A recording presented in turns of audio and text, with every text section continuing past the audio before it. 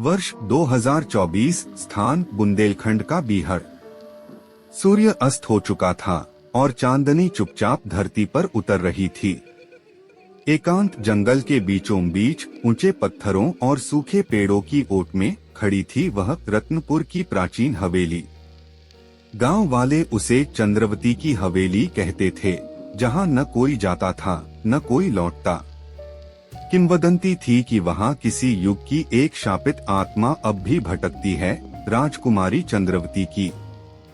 सैकड़ों वर्ष पूर्व रत्नपुर राज्य राजकुमारी चंद्रवती महाराज देववर्धन की एकमात्र संतान, रूपवती, विदुषी और हठी भी।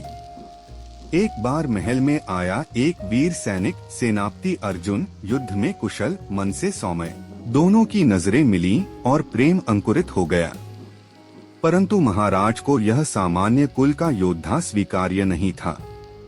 एक सैनिक हमारे वंश की बहू नहीं बन सकता, ऐसा कहकर उन्होंने राजकुमारी को राजद्रोहिणी ठहराया। और फिर महल के गुप्त तहखाने में राजकुमारी को जीवित दीवार में चिनवा दिया गया। उस दिन की चंद्रमा की रोशनी में उसकी चीखों ने आकाश चीर डाला। मैं लौटूंगी जब चांद पूरा होगा और प्रेम फिर जगेगा, तब इस वंश का विनाश आरंभ होगा। आरव मिश्रा, दिल्ली विश्वविद्यालय का इतिहास विद्यार्थी, लोक कथाओं का प्रेमी, पुरातत्व में रुचि रखने वाला। जब उसने चंद्रवती का शाप पढ़ा तो वह बस नहीं रुका। अपने कैमरे और डायरी के साथ वह निकल पड़ा चंद्रवती की हवेली की ओर।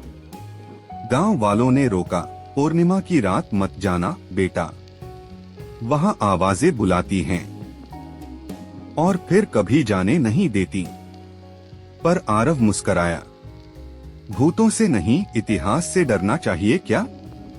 रत्नपुर की हवेली जर्जर थी, पर भीतर कदम रखते ही आरव को लगा वो अकेला नहीं है। पुराने झूमर अपने आप हिल रहे थे, बंद कमरों में दीपक जल उठे थे। एक कक्ष में उसने देखा, एक बड़ी दीवार पर चित्र था जिसमें चंद्रवती मुस्कुराती थी। उसकी आंखें जैसे जीवित थीं। तभी एक कोमल पर भयानक स्त्री स्वर सुनाई दिया, इतनी सदियों बाद तुम लौटे हो अर्जुन। आरव कांप उठा, मैं आरव हूँ। नहीं, तुम्हारी आत्मा वही है जिसने मुझे वचन दिया था। क्या तुम उसे भूले? अचानक दीवार हटी और एक तहखाना खुला, जहां अंधकार ने उसे अपने भीतर खींच लिया। तहखाने में आरव को मिला एक पुराना श्रृंगार पात्र, एक खड्ग और एक पत्र। पत्र में लिखा था, यदि तुम अर्जुन हो तो तुम्हारा वचन अधूरा है। मैं तुम्हारी प्रतीक्षा करती रही, अब मैं लौटूंगी। इस बार प्रेम नहीं, प्रलय लाऊंगी। और तभी चंद्रवती की आत्मा प्रकट हुई, रूप में स्वर्णिम, पर आंखों में भयानक अग्नि। अब तुम मेरे हो या फिर शाप के भागी बनोगे। सुबह के अखबारों में एक खबर छपी, दिल्ली विश्वविद्यालय का छात्र लापता, आखिरी बार बुंदेलखंड की पुरानी हवेली में देखा गया। पर हवेली की ओर जाने वाले पथ पर अब एक चित्र उभरा है। एक नवयुवक जिसकी आंखें रक्तवर्णी हैं और उसके पीछे खड़ी है चंद्रवती, मुस्कुराती हुई। चंद्रवती लौट आई है। हर पूर्णिमा पर उसकी आत्मा किसी को बुलाती है, प्रेम के वेश में, श्राप की शुद्ध आग में।